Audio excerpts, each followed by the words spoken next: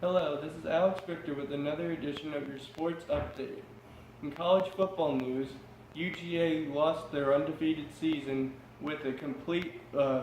debacle against Auburn on Saturday afternoon, losing by a score of 40-17 in Auburn. With the loss, UGA is now at a 9-1 record and also drops in the rankings from overall number 1 to number 2. Moving up to number 1 again is Alabama, who slimly defeated Mississippi State by a score of 31-24, also on Saturday afternoon. UGA hopes that they can regain their composure and win next week when they play Kentucky here at Sanford Stadium in Athens, while Alabama hopes to continue their undefeated streak this season, playing at home against Mercer also next Saturday. In NBA news, the Hawks continue their struggles in the early season, dropping more game after game, now with the current record of 2-11 after yesterday's loss to the Washington Wizards by a score of 94-113. John Wall just completely picked apart Atlanta's defense, and Kent Bazemore was the star for the Hawks, scoring 23 points, but that wasn't nearly enough to help them come away with a win in Washington, D.C. The Hawks' next game will be another away matchup against the New Orleans Pelicans, who are right in the thick of the NBA Western Conference standings through the first month of the season. And their next home game coming on Wednesday the 15th against the Sacramento Kings. In NFL news, as of right now, the Falcons are ahead by a score of 10-7 against the Dallas Cowboys on America's primetime game of the week, with Matt Ryan unfortunately throwing for an interception, but Tevin Coleman was able to run a 1-yard touchdown after Devontae Freeman was ruled out with an early first quarter concussion he suffered after running up the middle and getting hit. The Falcons hope they can maintain their momentum in the second half when they receive the kickoff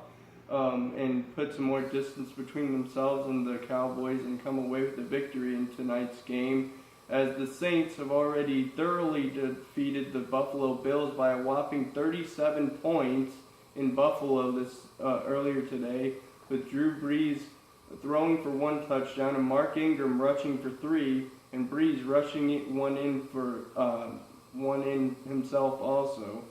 Buffalo only managed to score 1 touchdown at the very end of the game when replacement quarterback Norm Peterman threw a little 1-yard duke pass to Neil O'Leary on the 1-yard line with 10 seconds left to go in the game. The Buccaneers were able to hold on against the Jets and win by a score of 15-10 at the Meadowlands. And with that, they were able to stay in contention with the Falcons in the standings, with a record now of 4-5, just a half game behind the Falcons going into the second half of the Falcons game. The Panthers are playing the Miami Dolphins on Monday night, hoping to continue their winning ways and match with the Saints and have a 7-3 record in to continue to lead the NFC South, as the Falcons hope that with their win they can edge a little bit closer in both the Southern Division standings as well as the wild card standings in a packed wild card race through the midpoint of the season. In baseball news, although there aren't games going on, the Braves did make a few relatively important coaching moves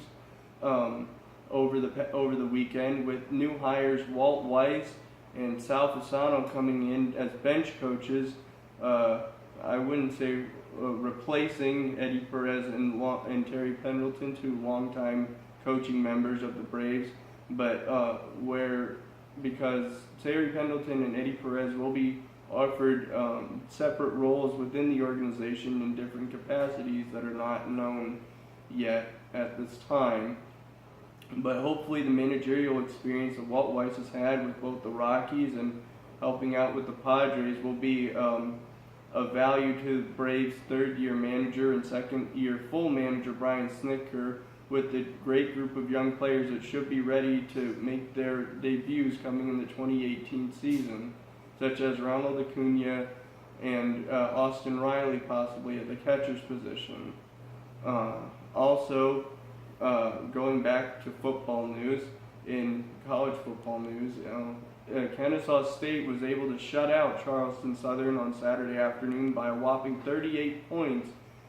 able to move the record up to 9-1 and stay in contention with Monmouth for the division lead, who also won their game yesterday against Gardner-Webb by a score of 41-14. What this means is that next weekend's game against Monmouth at 5th and 3rd Bank Stadium will be a huge matchup in deciding who of the two, Kennesaw State and Monmouth University, will be making an appearance in the FCS playoffs, with the winner being in and the loser being done for the season. It's a game that everyone should come out to see if they can, and it should be an exciting matchup. And also, going back to football news, the Vikings defeated the Redskins today by a score of 38-30, with Kirk Cousins throwing for 3 touchdowns, and the Vikings not being able to keep up with the Redskins offense. And finally, the Browns again were unfortunately defeated by the Detroit Lions in Detroit today by a score of 38-21, where they were leading going into the fourth quarter with a 38-21, with the Browns going into the fourth quarter with a tie of 21-21, but their defense just couldn't stick together for that last quarter, and the Browns just couldn't keep up with the Lions offense, and they dropped to 0-9, with the 49ers, who are currently playing the Giants, hoping to avoid the same fate, being up at this time by a score of 17-10 at the halftime, with C.J. Beathard throwing a 47-yard touchdown pass to Brent Selleck right before the half to edge the 49ers ahead by that touchdown score heading into the third quarter.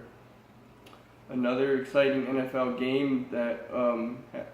ended today was the Jacksonville Jaguars' overtime victory against the Los Angeles Chargers in Jacksonville, where they defeated them by a score of 20-17 after managing to score the tying field goal as regular time expired, leading into the overtime. Late game penalty on the Chargers defense helped to set them up for the crucial field goal, and Josh Lambo hit that in the following extra 3-point kick that helped them win the game. And also, the Bears lost today to the Packers, and the relatively new quarterback Brett Hundley, who was able to pick apart the Bears defense and throw for 2 touchdowns, and the Bears' Mitch Trubisky couldn't keep up, and the Packers won by 2 touchdowns in that game at Soldier Field earlier today. And that's been most of the NFL rundown for this up to this point, and we'll be sure to keep on following sports for next week and keep you updated with everything going on, both in Atlanta sports as well as national sports around the country. This has been Alex Brichter reporting. Thank you for watching.